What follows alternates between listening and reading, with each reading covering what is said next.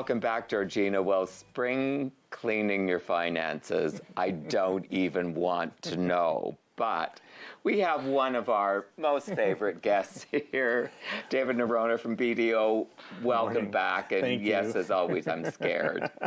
What the heck does spring cleaning your finances mean, sir? Well, you know, we always try and put a happy face on things, you know, bring everything, the joy out of it. And it's just a reminder of people that there are important things you really shouldn't ignore. Yeah. So, you know, when finally the weather is here and it's all nice, you know, do things that, you know, set you up for hopefully success down the road. So you come out of the winter doldrums, shall we say, you know, you get organized and you take stock of, you know, I have the gardening to do, I have this maintenance in the house to do. Well, why not do the same thing with your finances? Get a good look at it, get a really clear picture of where you're at, and then say, okay, these are the things I need to do moving forward. Because much like a garden, you know, you're not going to plant this here and plant that there. Same thing with your finances. You kind of have to have a picture of where you're at and where you want to go. And if you don't have that first picture, then how do you know where you're going to go, right? So take, you know, inventory is kind of how I look at it, right? Yes, And say what you have and what you don't have. your But audit. more importantly, and again, speaking from personal experience, when you do that, you go, oh, I didn't realize I was doing that. And I'm talking about a subscription or a streaming service. Coming out of COVID, how many of us probably had more than 3 or 4 services? Because that's what we did, because that was our entertainment. And now maybe you're not using those 3 services. So And if maybe you go down to 1, get rid of the 2, and Yeah. maybe save yourself a couple of bucks here and there. Or maybe figure out, you know what, it's so nice, maybe I don't need a streaming service. I'm going to enjoy the weather for a change and do something different with that. Well, that would be mature, David. Well, it's But I mean, if important. that's coming out of your bank account automatically, and you're not one who necessarily does a monthly review, I can't imagine who that would be, then you could be spending more money than you thought. It is. And the other thing is, a lot of people think that they need something as well. Yes. And you realize, you know, if I go through and clean out my garage, as an example, right? Oh, I have that. I don't need to go get it, right? It's the kind of the need versus want argument. And we all get caught in that because we're inundated with marketing and advertisements and stuff. And you kind of go, oh, I can make do with what I have, so I don't actually need to go spend money somewhere else, even though you think you may have to as well. Yes. The other nice thing about that is maybe you've realized I have maybe too much of something, or I have something I'm never ever going to use again.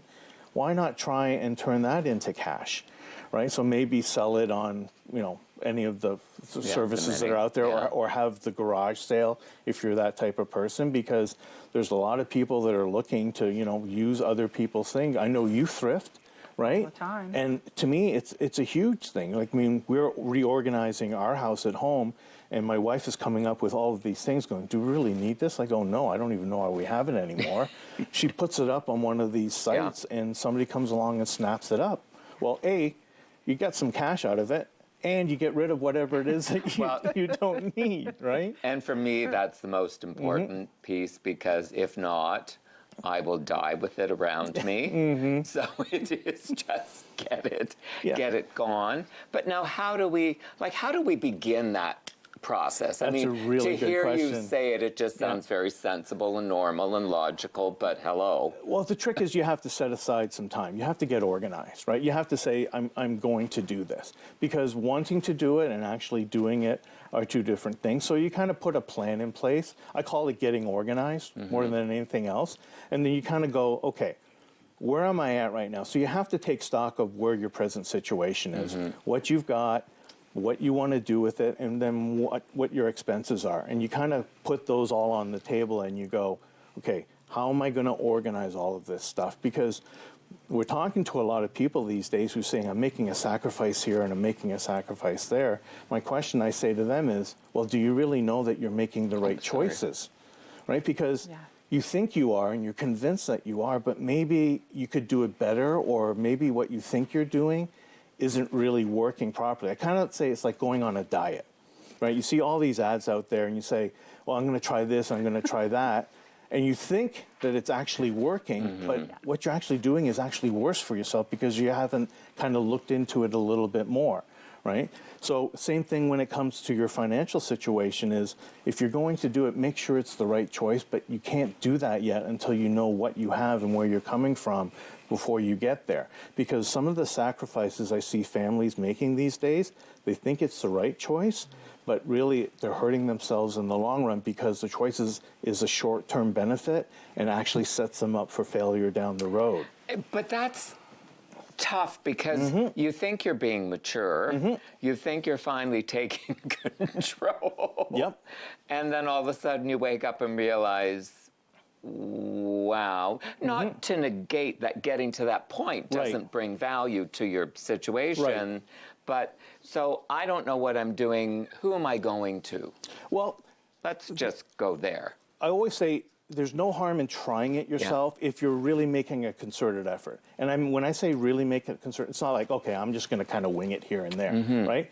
Okay, so if you don't have enough information or you don't think you have enough knowledge, then go and get that, because there's so many sites out there. You can go to our website. Please, yes. That has all of those tricks and worksheets and suggestions that you can try and do, and nothing stops you from doing that.